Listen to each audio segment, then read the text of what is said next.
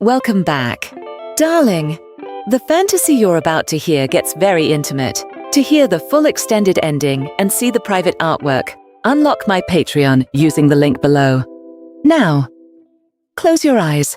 Tell me, Michael, have you ever wondered if you're living the wrong version of yourself? I froze.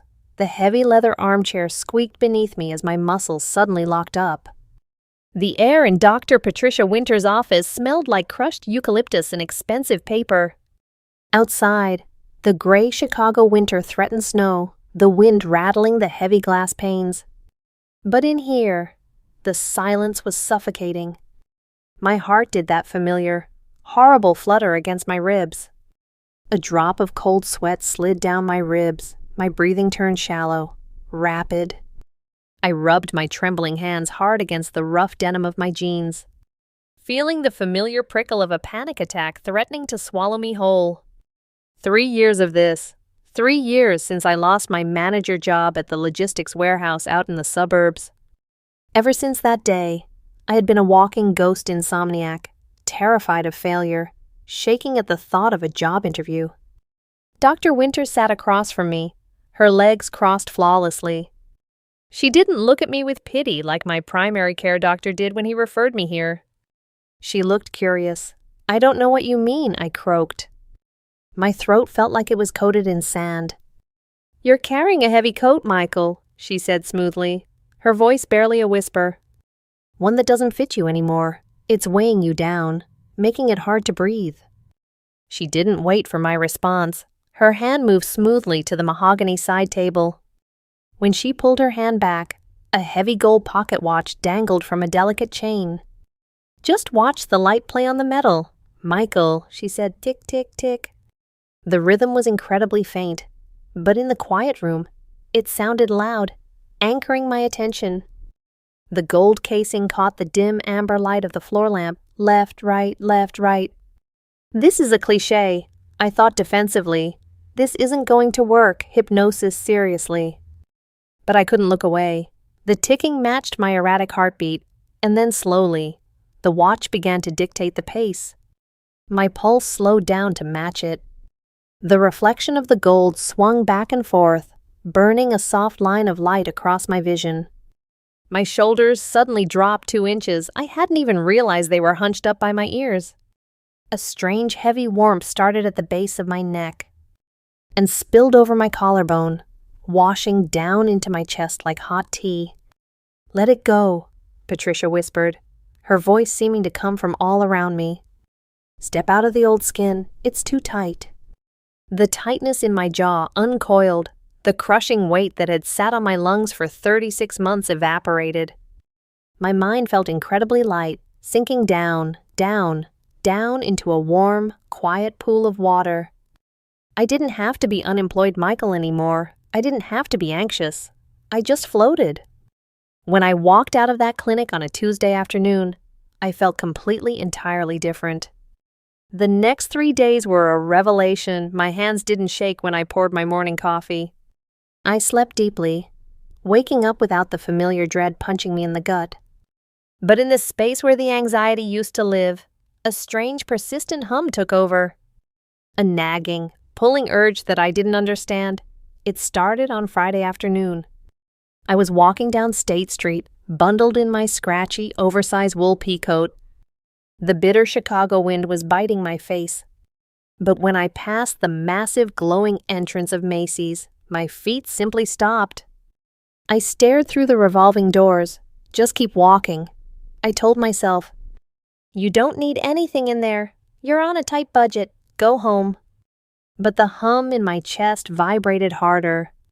My boots turned almost of their own accord, and I pushed through the heavy glass doors. I stood under the glaring fluorescent lights of the department store. The air hitting me with a blast of central heating, smelling intensely of sweet, powdery perfume and expensive leather bags. People rushed past me, women in sharp coats, mothers wrangling kids. I drifted. I walked past the men's colognes, past the watch counters, moving deeper into the store. The lighting got softer. The carpet under my boots turned thicker, plush. Suddenly, my eyes snapped to a display rack, locking onto a piece of clothing like it was glowing. It was a women's sweater. The color was what caught me, a soft, vibrant coral pink. I stopped dead in the middle of the aisle. Oh God, everyone is staring. A frantic voice yelled in my head. What am I doing in the women's apparel section? I look like a creep. I look like a giant lumberjack staring at a woman's sweater. Move, Michael, move. But my legs refused. A completely different emotion washed over me.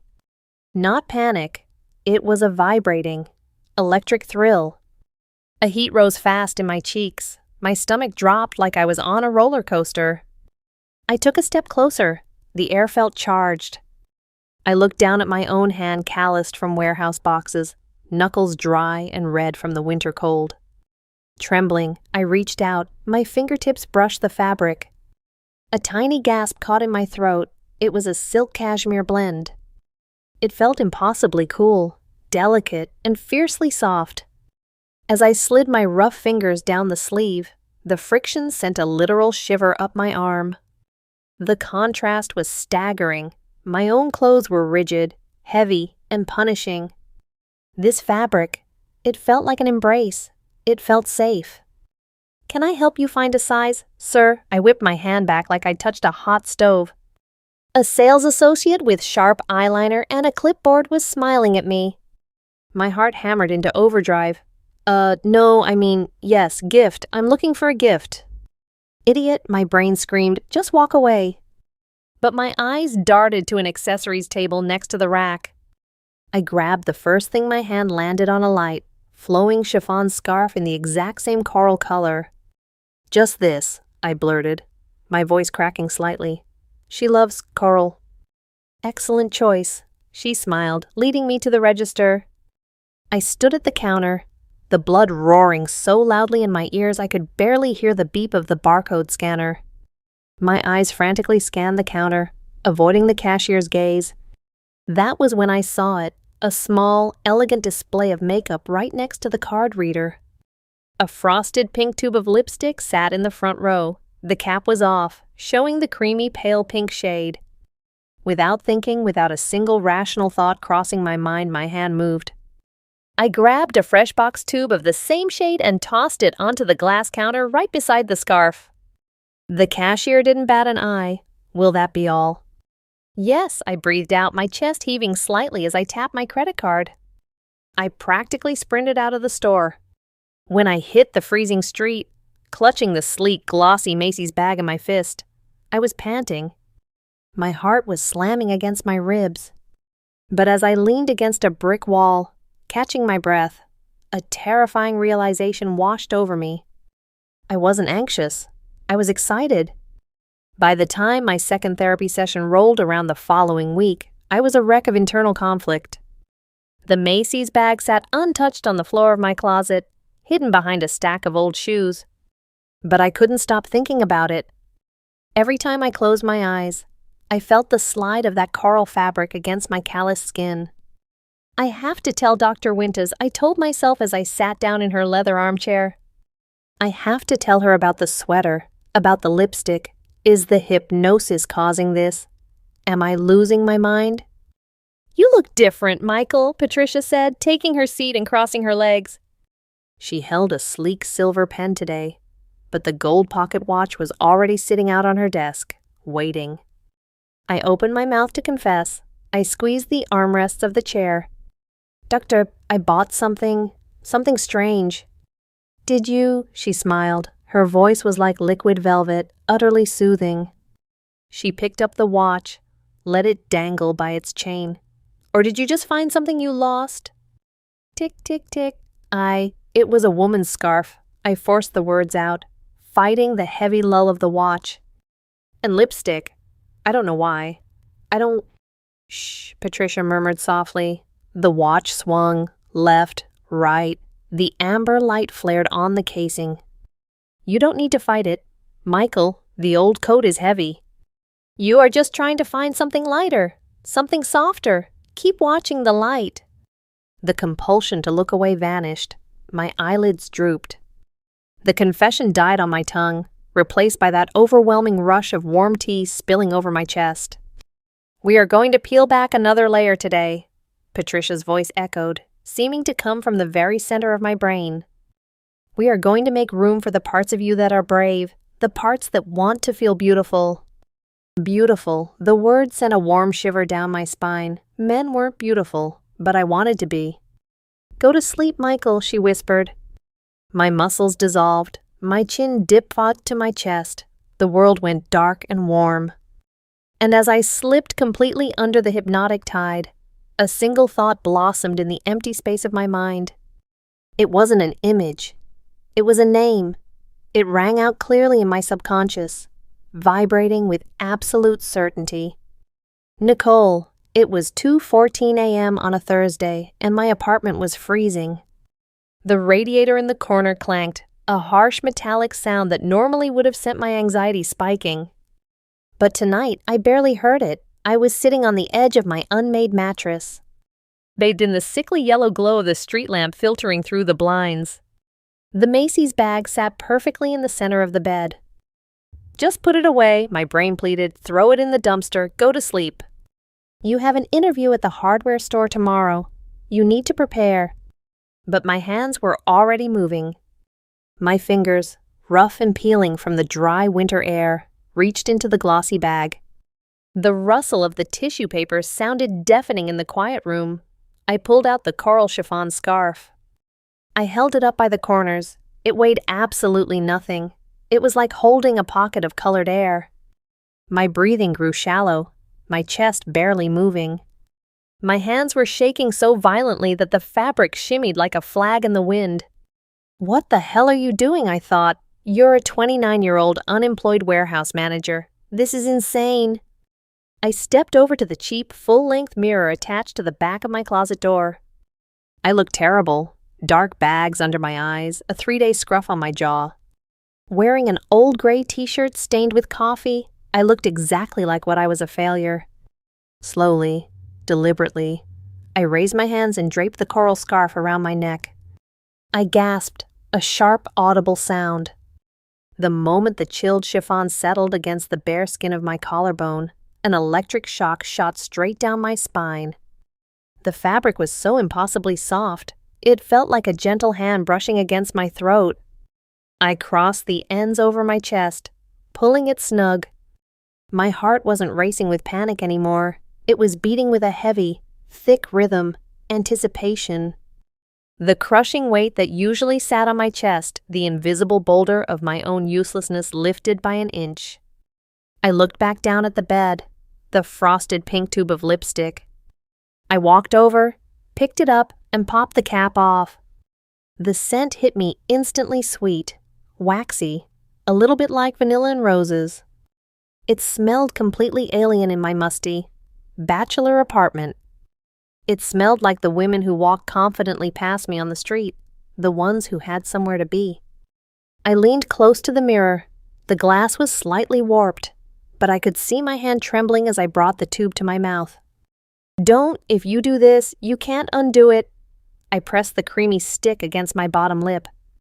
The texture was rich and slick. I dragged it across my skin. I could feel the drag of it, the waxy coating settling into the dry cracks of my mouth. I rubbed my lips together, a motion I had seen 1,000 times on television but never once felt.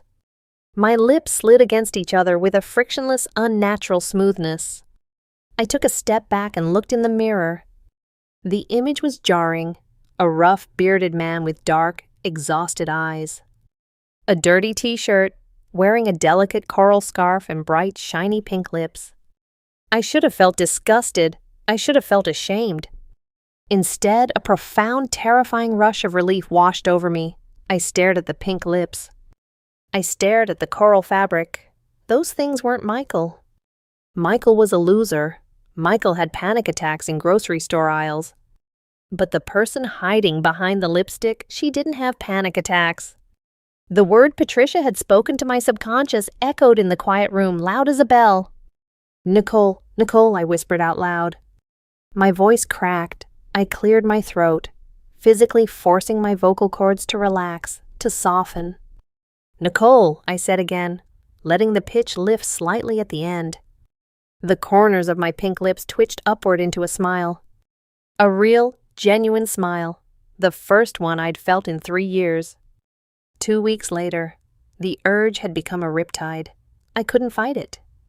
The hypnosis had unlocked a door, and instead of closing it, I had taken it off its hinges. I had scoured the clearance racks of a megamart 3 towns over, terrified of running into anyone I knew. Now, I stood in my bathroom under the blinding glare of the vanity bulbs, staring at a neatly folded pile of clothing on the toilet lid. A coral pink shift dress, a wavy synthetic blonde wig, a pair of black, faux leather pumps with a 2-inch heel. My stomach performed nervous backflips, but there was no dread. My skin was practically vibrating with adrenaline. I started with the razor. I covered my face in thick foam and shaved. Not just a quick trim, I scraped the blade against the grain, pressing hard, dragging it along my jawline, my neck, under my chin.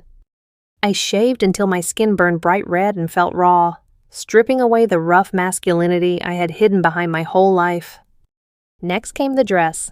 I picked it up by the shoulders. The fabric felt a little cheap, a bit stiff, but I didn't care. I raised my arms and pulled it over my head. The process was an immediate struggle. My shoulders were broad, the dress snagged. "Damn it," I muttered, my voice tight. "Come on." I wriggled my shoulders, feeling the inner lining slide stubbornly against my bare back. I reached back awkwardly, fingers clawing for the tiny metal zipper hidden in the seam. I found it. I took a deep breath, sucking in my ribcage, and pulled the zipper up. Zip! It squeezed me. It wasn't painfully tight, but it was incredibly restrictive. I couldn't slump my shoulders forward like I usually did when I wanted to hide from the world. The cut of the armholes physically forced my shoulders back. It pulled my posture upright. The hem landed just above my knees, leaving my legs completely bare to the cool air of the bathroom. I rubbed my hands down the sides of my thighs, feeling the smooth fabric where rough denim usually sat. My nerves felt hypersensitive, every shift in weight causing the dress to brush against my skin in a new, distracting way. I grabbed the wig. I stretched the elastic mesh cap and pulled it over my dark, messy hair. The immediate change in temperature was shocking. It was suddenly incredibly hot on my scalp. The synthetic golden waves cascaded down my neck, the heavy strands tickling my bare collarbones. I reached up, my fingers tangling in the blonde hair, pulling it forward over my shoulders. Finally, the shoes. I sat on the edge of the bathtub. The black pumps looked impossibly narrow. I pointed my toe and shoved my foot into the rigid toe box.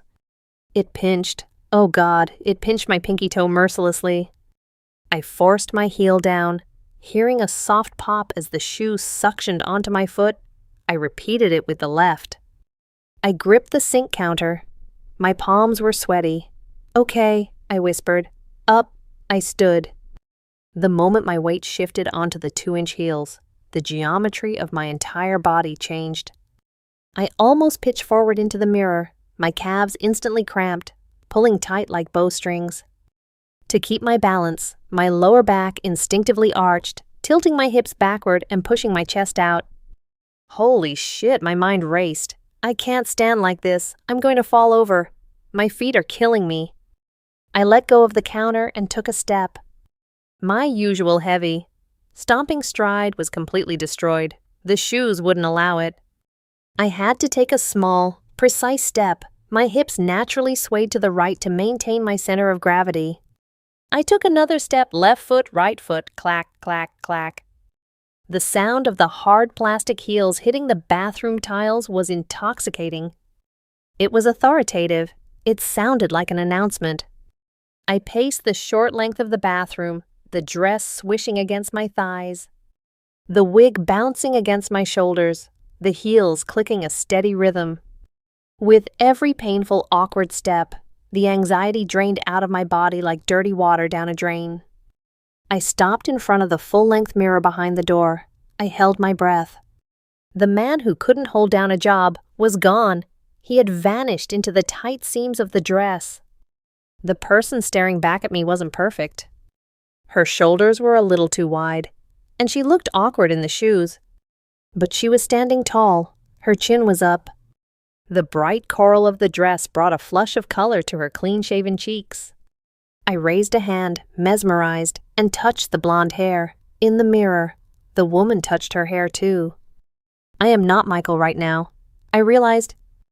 A profound wave of peace crashed over me, bringing sudden, stinging tears to my eyes. Michael is dead. Michael is asleep. Hi, I whispered to the mirror. My voice was soft, breathless. I'm Nicole, I said. Letting the words roll off my tongue, the name tasted like honey. I didn't take the clothes off that night. I sat on my couch in the freezing apartment, my feet aching in the cramped pumps, the dress riding up my thighs. I watched the city lights flicker out the window. Every time I shifted, the friction of the dress reminded me of who I was right in that moment. For the first time in 3 years, I wasn't afraid of tomorrow. Because tomorrow, I didn't just want to look in the mirror, I wanted to see what happened when the rest of the world looked at me. It was a Tuesday night, just past 9 o'clock, when I finally turned the deadbolt on my apartment door from the outside. I stood in the dimly lit hallway of my building. My chest was rising and falling so fast I thought I might faint. Underneath a long tan trench coat, I was wearing the coral dress. The blonde wig was pinned tight to my scalp, framing my face in soft waves. You can just go back inside, my brain pleaded, a desperate, frantic whisper. Unlock the door.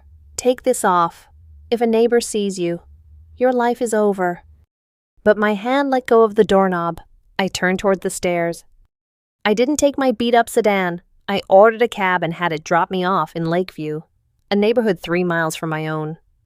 When I stepped out of the taxi, the sheer sensory overload almost knocked me over. I stood on the corner of Belmont Avenue, the street lamps cast wide, yellow halos on the wet pavement.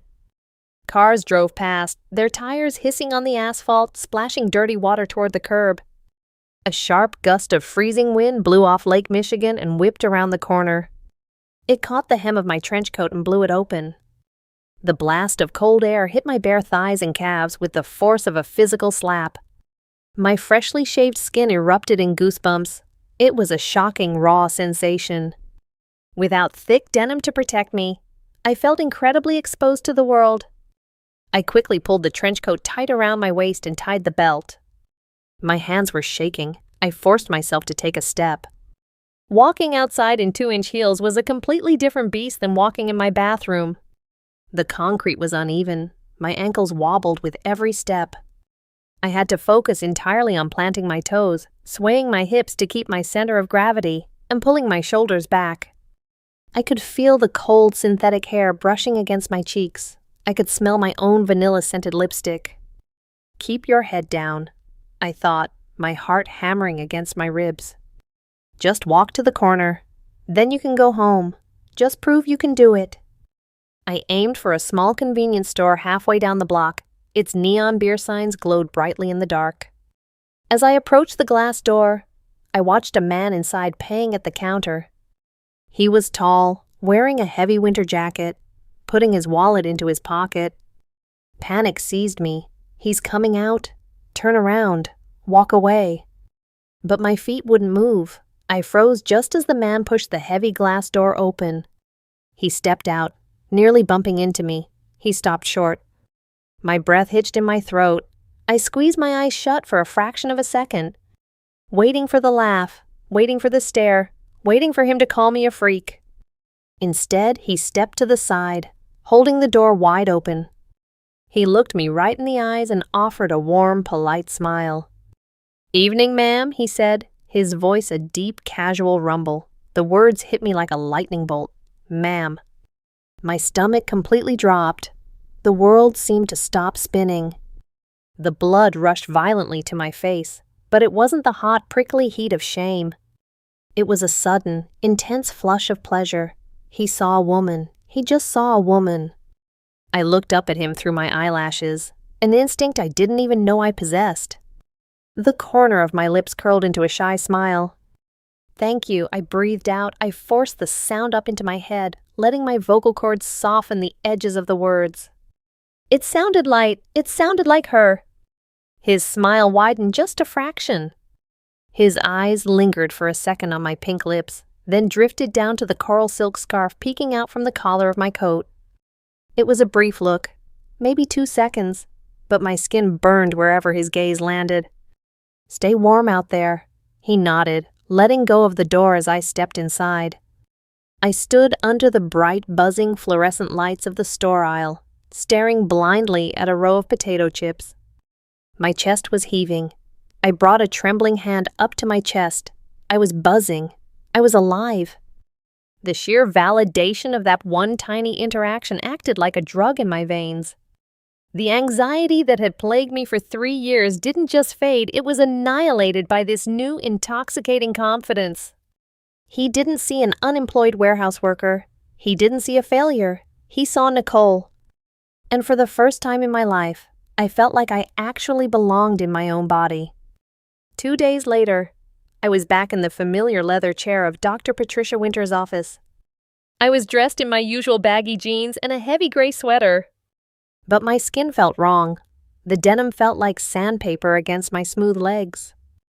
The collar of the sweater felt suffocating. I missed the gentle squeeze of the coral dress. I missed the click of the heels. Dr. Winters sat across from me, the heavy gold watch resting in the palm of her hand. The smell of crushed eucalyptus filled the air.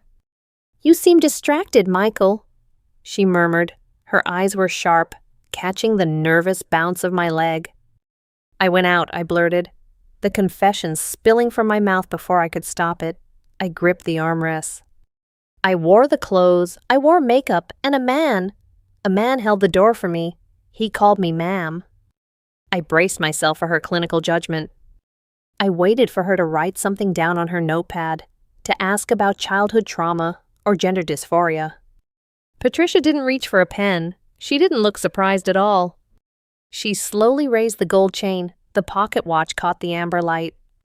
"How did that make you feel?" she asked softly. "Terrified," I whispered, my eyes locking onto the swaying metal, left, right.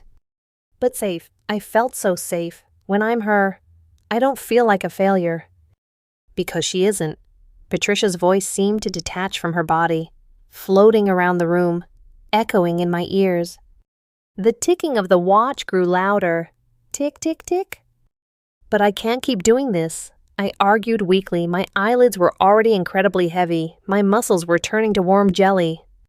"I need to get a job. I need to fix my life as Michael. I can't pretend to be someone else." Patricia leaned forward. The gold watch swung closer to my eyes, pulling my consciousness down into that deep, warm water. "You are carrying a heavy coat, Michael." She repeated her mantra, but this time, her tone was firmer, commanding. "You have been carrying a dead weight for 3 years. Sometimes, healing means letting go." "Letting go," I mumbled. My chin fell to my chest. "Michael is tired," her voice echoed in the dark void of my mind. "Michael needs to sleep now. Let Nicole take the wheel. She knows how to drive. She isn't afraid." "She isn't afraid," I repeated, my voice slurring into nothingness. I don't remember the rest of that session. I don't remember walking out of the clinic. I don't remember taking the bus back to my apartment. The next thing I knew, I gasped and my eyes snapped open. I was lying on my own mattress. The sun was streaming through the blinds, casting bright, dusty lines across the blankets. It was morning. I had lost an entire afternoon and a night. I sat up, a wave of dizziness hitting me. My mouth was dry. What happened? Panic flared in my chest. Did I black out? Did the hypnosis do this? Then, my eyes focused on the foot of the bed. Sitting there, leaning perfectly against my pillow, were 3 pristine shopping bags. I recognized the logo's high-end boutiques from the Magnificent Mile.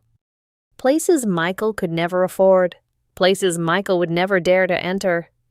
My trembling hands reached for the first bag. I pulled the tissue paper aside. It was a perfectly tailored charcoal gray pencil skirt. In the next bag, a sheer silk blouse. And in the final box, a pair of nude leather pumps with a professional 3-inch heel. Underneath the shoes lay a receipt. The signature at the bottom was perfectly looped, elegant, and entirely unfamiliar. It didn't look anything like my clumsy chicken scratch. It read Nicole Thompson. My breath hitched. I stared at the signature until the letters blurred. I didn't feel fear. I felt a slow, blooming excitement spreading through my chest. The hypnosis was working. Patricia was right. Michael was just a heavy coat, and it was time to take it off for good. I sat in the waiting room of the Evanston Family Clinic, staring down at my knees. The air smelled strongly of lemon floor wax and old magazines. A generic daytime talk show played softly on the wall-mounted TV. It was the exact kind of environment that used to trigger my panic attacks. Waiting for an interview, the judgment, the fear of not being good enough. But as I sat there, crossing my right leg over my left, my heart was beating in a slow, steady, incredibly calm rhythm. I reached up to tuck a stray strand of hair behind my ear. It was my hair. The itchy, heavy synthetic wig was gone, buried in the bottom of a dumpster 3 weeks ago. Instead, I had grown my hair out just enough to get extensions and bleach the roots to a soft, warm honey blonde. It framed my freshly laser-haired face perfectly. I smoothed my hands down my thighs. The charcoal gray pencil skirt hugged my hips with a firm, reassuring squeeze. The nude 3-inch leather heels I wore didn't pinch anymore. Over the last 2 months, my calves had stretched and adapted to the dramatic arch. They felt like natural extensions of my legs. I'm not pretending anymore, I thought, looking at the faint gloss on my fingernails. This isn't a costume. This is me. Nicole, I looked up. The clinic manager, a stern-looking woman in her 50s, was holding a clipboard at the office door. I uncrossed my legs, planting my heels, and stood up with fluid grace. The pencil skirt forced me to keep my knees close together, creating a soft, natural sway in my hips as I walked toward her. And I smiled, letting my voice ring out in its new, practiced, breathless register. That's me. I didn't just pass the interview, I completely dominated it. When the manager asked how I handled high-stress situations, the old Michael would have sweated, stammered, and stared at his boots. But Nicole looked her right in the eye, folded her manicured hands in her lap, and gave a warm, confident smile. When I walked out of that building, I had a starting date and a new life. I never even called the logistics warehouses back. 6 months later, my life as Michael existed only in brief, foggy nightmares. Sometimes, I would dream of rough denim, the smell of diesel fuel, and the crushing weight of anxiety. I would wake up gasping, only to feel the soft silk of my nightgown against my skin, and the terror would instantly melt away. Nicole was thriving. I was the head receptionist at the clinic. The doctors loved me. The patients brought me coffee. I had friends who invited me to happy hours. The physical act of being a woman was no longer a conscious effort. It was hardwired into my muscle memory. I didn't think about taking smaller steps anymore. My hips just naturally swiveled. When I laughed, my hand automatically fluttered up to cover my collarbone. The coral sweater I bought at Macy's had become my Monday staple, a lucky charm that always made my skin glow. It was a quiet Tuesday afternoon. The clinic lobby was empty. The late afternoon sun spilling through the blinds and painting golden stripes across the frosted glass of my reception window. I was standing behind the high counter, sorting through a stack of patient files, humming softly to myself. You always seem so happy doing the most boring paperwork in the world. I jumped slightly. Doctor? Julian Evans was leaning against the edge of the counter. He was the newest pediatrician at the clinic, tall, with dark curly hair and a devastating lopsided smile. My stomach did a tiny, very distinct flip. Someone has to keep you organized, Dr. Evans, I teased, not missing a beat. I stacked the folders and tapped them sharply against the desk to even them out. Julian, I told you, call me Julian. He said. He didn't move away. In fact, he leaned in a little closer. He was wearing a soft blue button-down under his white coat. He smelled like expensive aftershave and mint. All right, Julian, I said, my voice dropping just a fraction. softening at the edges. Oh God, a voice whispered in my head. He's looking right at you. Does he notice your shoulders? Does he know? But there was no panic, just a hot, tight knot of feminine excitement pooling in my lower stomach. You changed your perfume, Julian said, his voice dropping too. I did, I replied. My breath hitched slightly. I reached out to hand him his stack of afternoon charts. As he took the files from me, his large, warm fingers deliberately brushed over my knuckles. It wasn't an accident. He let his hand linger against mine for a full 2 seconds. The contact sent a literal jolt of electricity up my forearm.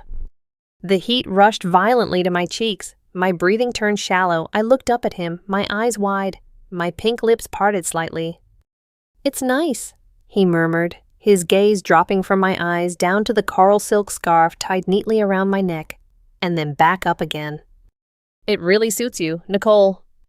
"Thank you," I whispered. My hands were trembling just a little as I pulled them back and rested them on the edge of the keyboard. "Are you free this Thursday?" he asked, rubbing the back of his neck, suddenly looking a little boyish. "Maybe grab a drink after our shifts." My heart pounded furiously against my ribs, not the frantic, terrified drumming of a panic attack. It was the fluttering, chaotic rhythm of pure, unadulterated thrill. He was asking me out. A handsome, successful doctor was asking me out. All those years of feeling like a defective, broken man vanished into thin air. They didn't matter. They were never me to begin with. The brain preserves what keeps it safe, what brings it joy.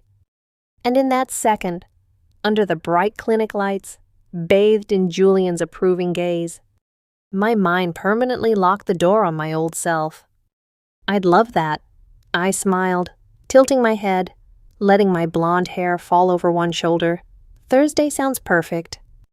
10 years later, I stood in front of the full-length mirror in my sunlit bedroom. The morning light catching the dust motes dancing in the air. Click, snap. The sound of the clasp on my pearl necklace was sharp in the quiet room. I let the cool bead settle against my collarbone, adjusting the neckline of my tailored navy blue sheath dress. It fit flawlessly, not too tight, but hugging the soft curve of my hips and the narrowing of my waist. A silhouette I had cultivated over a decade of careful diet, exercise, and the right undergarments. I leaned closer to the glass, examining the faint lines starting to crinkle around my eyes. I was 39 years old, and I had never felt more at home in my own skin.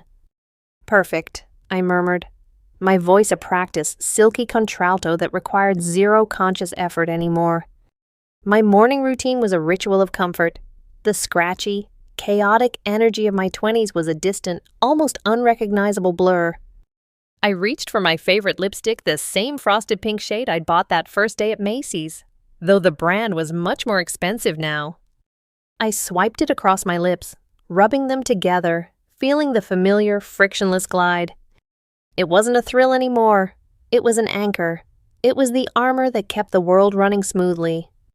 I slipped my feet into a pair of sensible, 2-inch navy pumps. The aggressive stilettos of my early transition days had been traded for comfort and quiet authority. I didn't need the physical pain to remind me who I was anymore. My reflection looked back at me a successful, polished woman. There was no costume. There was no Michael hiding under the makeup. I hadn't felt that phantom, heavy coat in over 8 years. I grabbed my leather tote bag and the soft coral silk scarf I kept tied to the handle. A lucky charm, a reminder of the first breath I ever truly took. When I walked into the Evanston Family Clinic, the energy shifted immediately. "Morning, Nicole." "Hey, Nick, did you see the email from corporate?" "Nicole, honey, your coffee is on your desk." I glided behind the high reception counter, my heels clicking a steady, commanding rhythm on the linoleum. The clinic was mine. I had been promoted to office manager 5 years ago. I knew every doctor's schedule, every nurse's pet peeve, and half the patients by their first names. "Good morning, everyone." I beamed, my voice projecting warmth and control. I sat down in my ergonomic chair, my skirt hiking up slightly, and naturally crossed my legs at the ankles. I opened my email, my freshly manicured fingers flying across the keyboard with a soft clack, clack, clack. My anxiety was practically non-existent. Over the last decade, my brain had simply pruned away the neural pathways that used to trigger panic attacks. Why panic when you were completely competent? Why shake when you were universally liked? Dr. Julian Evans walked past my desk holding a massive stack of pediatric files. He paused, leaning his elbow on the counter. He had graying temples now, and his lopsided smile was framed by a few laugh lines. "You're a lifesaver. Squeezing in the Henderson twins this afternoon," he said. His voice dropping to that familiar, intimate register he reserved only for me. We had dated for 3 years. It had been passionate, terrifying, and profoundly affirming. I had never told him the truth about my past, and eventually, the secret had created a distance between us that led to an amicable breakup. But we remained fiercely loyal friends. He still looked at me with that same appreciative gaze that had cracked my world wide open 10 years ago. "You owe me, Julian," I teased, looking up through my eyelashes, a habit that still sent a tiny, satisfying thrill through my stomach. "A latte, venti, with oat milk." "You drive a hard bargain, Miss Thompson," he chuckled, tapping the files against the desk.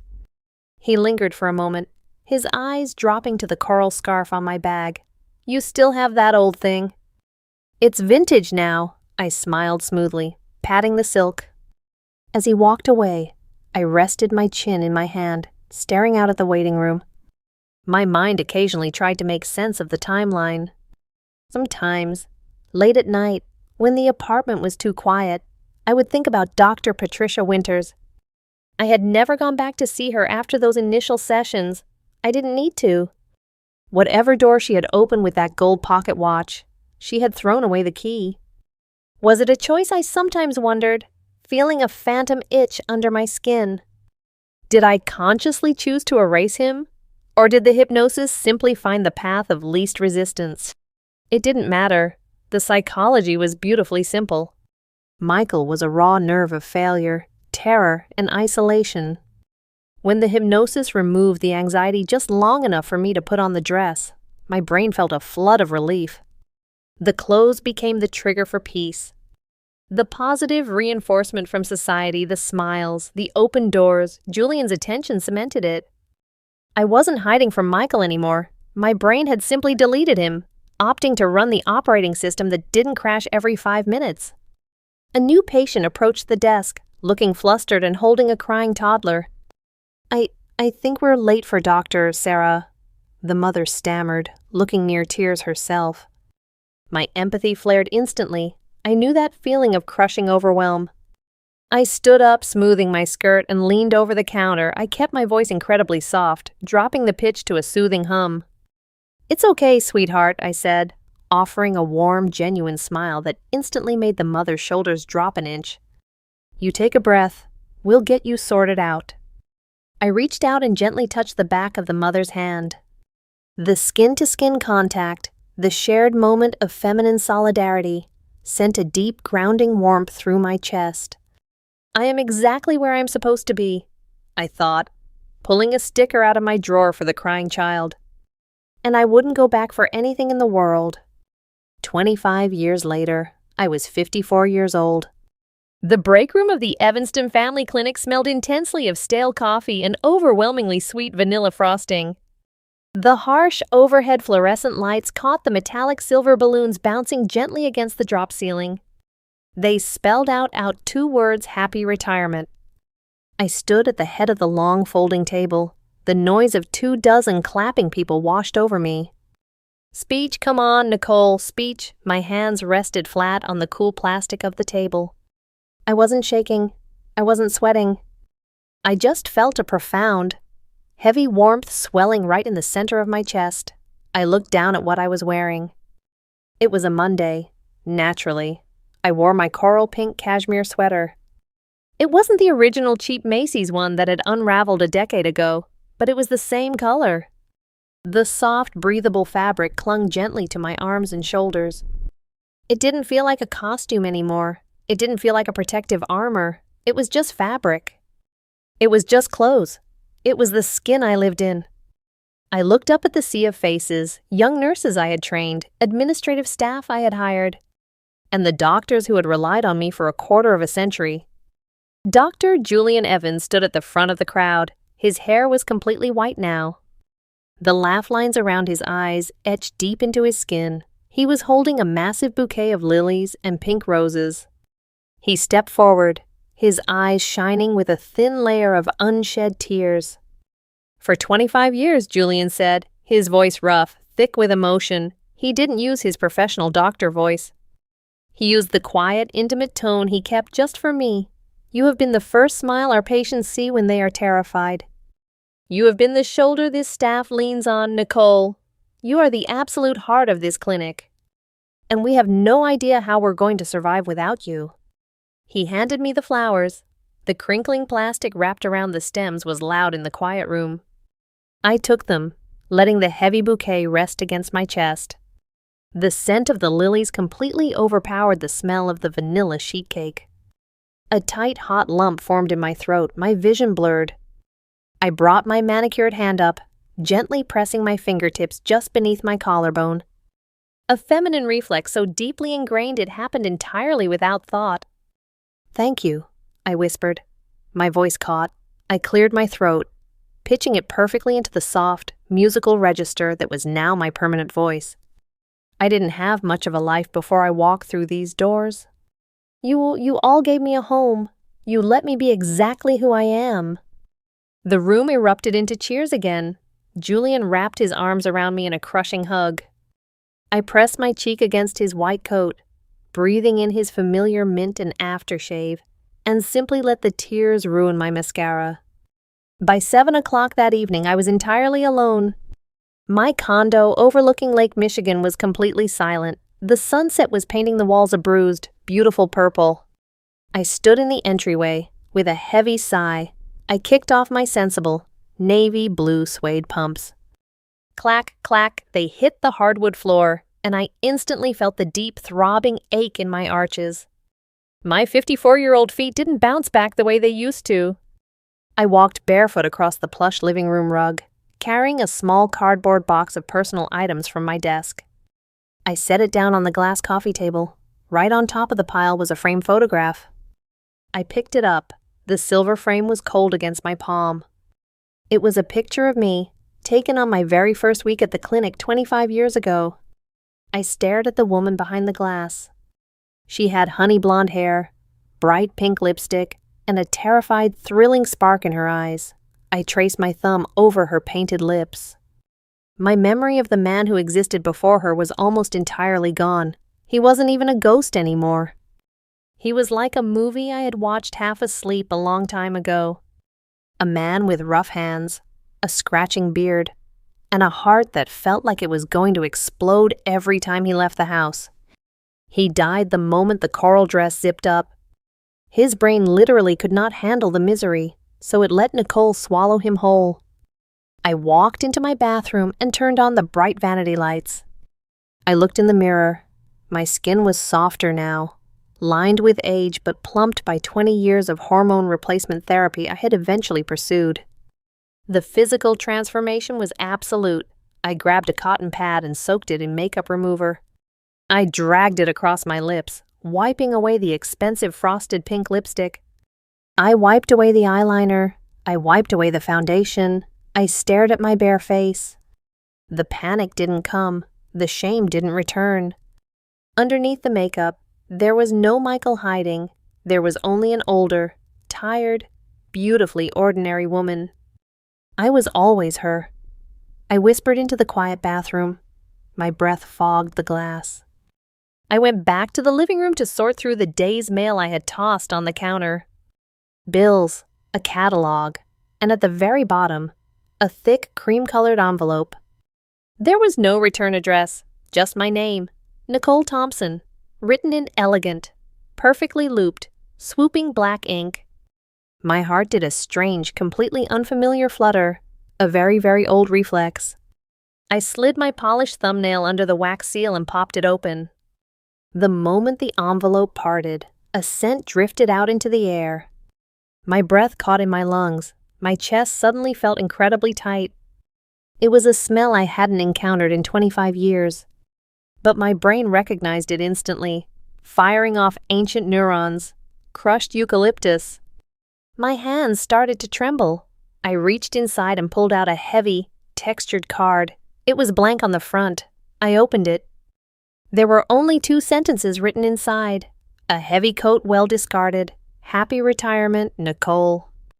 Below it, a small stamp in gold foil caught the purple twilight shining through the window.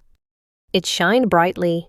It looked exactly like the reflection of a gold pocket watch swinging left to right. Dr. Patricia Winters. The card slipped from my fingers, fluttering silently to the floor. I sank down onto the edge of the sofa, the coral cashmere of my sweater bunching up around my waist. My mind raced, violently spinning back a quarter of a century. Had I made the choice? Was Nicole an actual repressed identity waiting to be born? Or was I just a desperate, broken man with a blank slate of a mind, sitting in a leather chair? Completely at the mercy of a therapist who wanted to see if she could rewrite a human soul. I remembered her voice in the dark. Let Nicole take the wheel, she knows how to drive. I reached down with a shaking hand and picked the card back up. I stared at that gold foil stamp. I thought about the files in Patricia's office. I thought about how quickly I had slipped away, how flawlessly the new operating system had booted up. Was I her only success story? Or were there dozens of us out there in the world, wearing beautiful dresses, smiling at handsome men, completely unaware that we were entirely manufactured? I sat there in the dark for a long time, slowly. My racing heart began to slow. The trembling in my fingers stopped. I brought the collar of my coral sweater up to my nose and breathed in the scent of my own expensive vanilla perfume. I looked around my beautiful condo, thought about my 25-year career, and the love I had received from my friends. A small, quiet smile spread across my unpainted lips. I walked into the kitchen, struck a match, and held the flame to the edge of the cream-colored card. I watched the thick paper curl and turn black, dropping the ashes into the sink until the name Patricia Winters completely burned away. I washed the ashes down the drain. It didn't matter if I was an experiment. It didn't matter if Michael was murdered by a swinging gold watch. Because when I woke up tomorrow morning, I would still put on my lipstick. I would still be Nicole, and for the first time in my entire life, I didn't have to go to work. The digital clock on my bedside table aggressively flipped to 8:00 a.m. There was no blaring alarm. There was no rush to check my email. For the first time in 25 years, I was still buried under my heavy white down comforter on a Tuesday morning. I stretched my legs beneath the sheets. The smooth, cool percale cotton slid beautifully against my freshly shaved calves. It was a sensation I had felt thousands of times, but this morning, the sheer luxury of just feeling it without a schedule hanging over my head sent a warm shiver up my spine. I rolled onto my back and stared at the ceiling. I don't have to be anywhere, I thought, a slow, disbelieving smile spreading across my face. I don't have to manage anyone's schedule. I threw off the covers and sat up on the edge of the mattress. My feet hit the plush rug. I reached for the emerald green silk robe draped over the footboard, sliding my arms into the incredibly slick, frictionless sleeves. I pulled the lapels tight across my chest and tied the sash snugly around my waist. The silk was instantly warm against my skin. It felt decadent. It felt like a reward. I walked into the kitchen, my bare feet padding softly against the hardwood. The condo was flooded with crisp, white morning light reflecting off Lake Michigan. I was just reaching for the handle of the espresso machine when a sudden sound shattered the quiet. Buzz, buzz, the intercom by the front door. My heart did a tiny startled jump against my ribs. Who on earth is buzzing my apartment at 8 in the morning? Did the clinic forget my passwords already? I padded over to the small screen on the wall and pressed the talk button. Hello, I said, my voice thick with morning sleepiness, dropping naturally into its softer, throatier register. I come bearing a venti oat milk latte.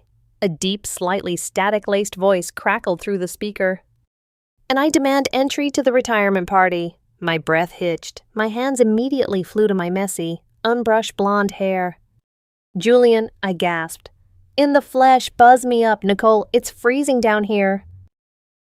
I just woke up. Give me 2 minutes. I panicked, slamming my palm against the door release button. I practically sprinted to the bathroom mirror.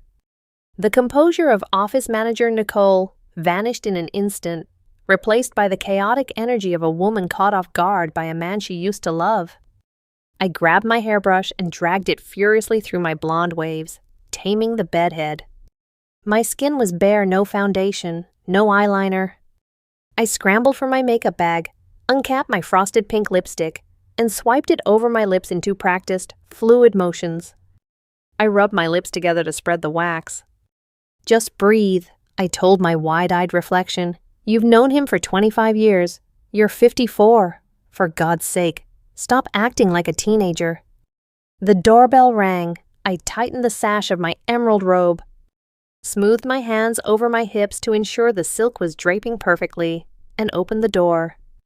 Julian Evans stood in the hallway. He wasn't wearing his stiff white doctor's coat. He was in a perfectly tailored charcoal wool overcoat and a dark navy scarf tucked around his neck. His silver hair was swept back, and he held 2 steaming green and white paper cups in a cardboard carrier. He looked incredibly handsome. Look at you, he murmured, his eyes sweeping from my messy hair down to the hem of my silk robe and back up to my flushed face. Retirement looks good on you, Nick. A fierce blush burned my cheeks. The heat radiated across my collarbones, trapped beneath the silk.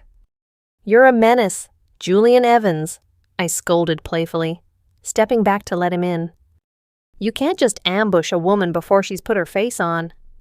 Your face is perfect, he chuckled, kicking off his leather loafers by the mat and walking into my kitchen.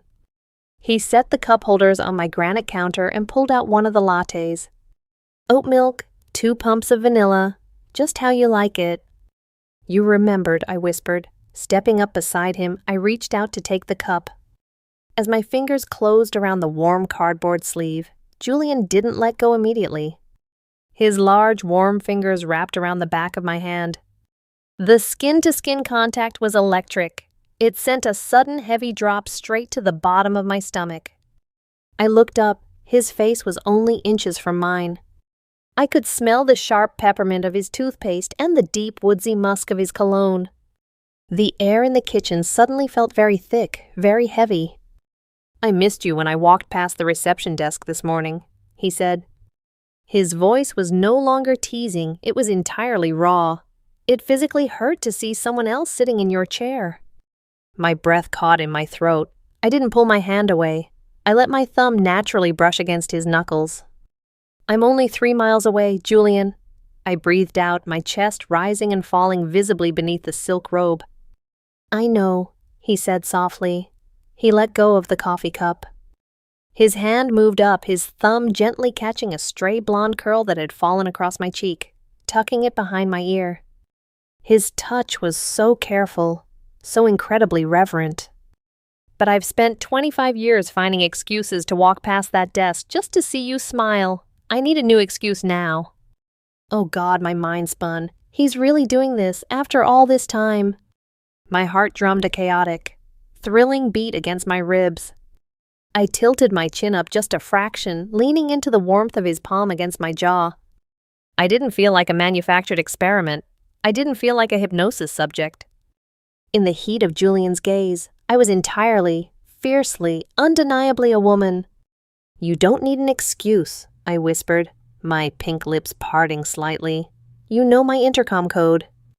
Julian's lopsided smile broke across his face, crinkling the corners of his eyes. He leaned his forehead gently against mine. Good, he murmured. Drink your coffee. Nicole, I have to go save some toddlers, but I'm taking you to dinner tonight, 7 o'clock. Wear something nice. I always do.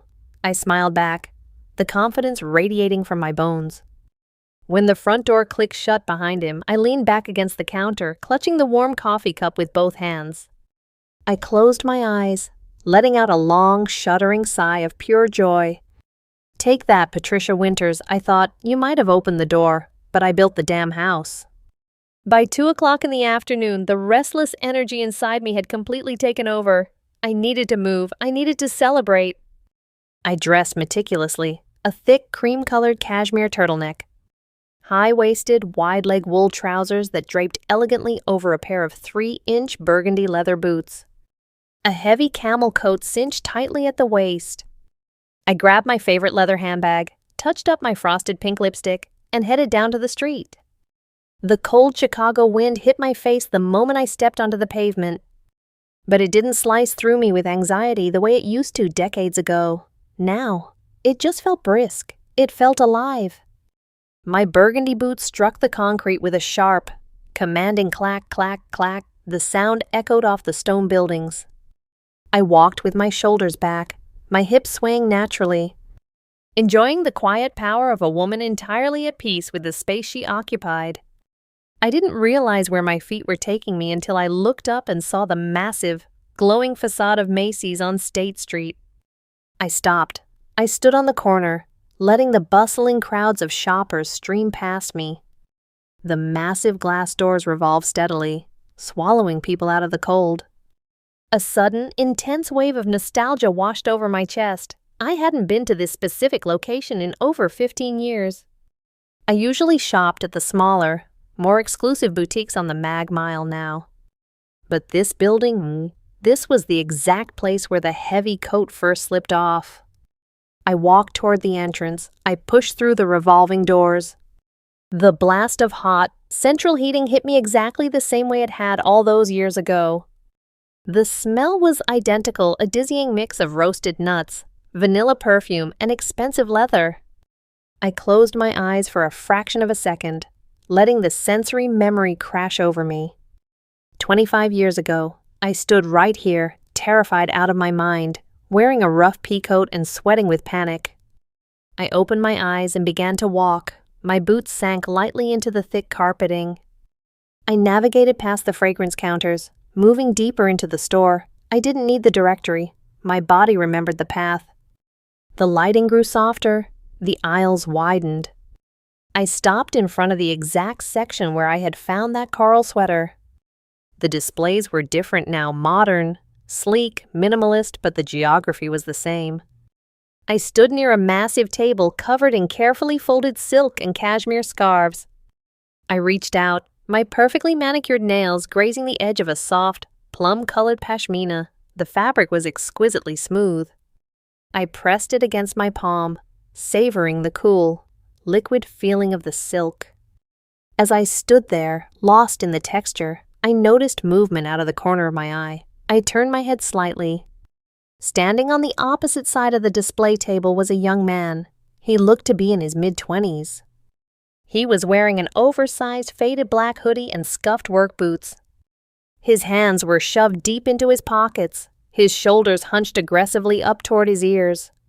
But it was his face that caught my attention. His eyes were darting frantically left and right, terrified of the store clerks. His face was pale. A fine sheen of cold sweat glistened on his forehead. And he was staring, with absolute terrifying hunger, at a row of delicate, brightly colored chiffon blouses hanging on a nearby rack. My breath caught. Oh, I thought, my chest suddenly aching with a profound, heavy sorrow. Oh, sweetheart, I know exactly how heavy that coat is.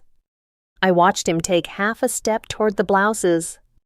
A woman in a sharp business suit walked past, and the boy violently flinched, pulling his hand back and pretending to look at his phone.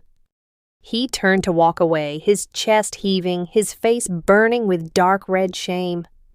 He was going to run. He was going to leave and go back to a cold apartment and hate himself for another decade. My feet moved before my brain could stop them. Clack, clack, clack. I rounded the display table. I stopped right in his path, about 4 feet away, blocking his exit to the main aisle. He froze. He looked up at me, his eyes wide and panicked, like a deer caught in the headlights. He saw an older, wealthy-looking woman in a camel coat. I saw his Adam's apple bob nervously as he swallowed.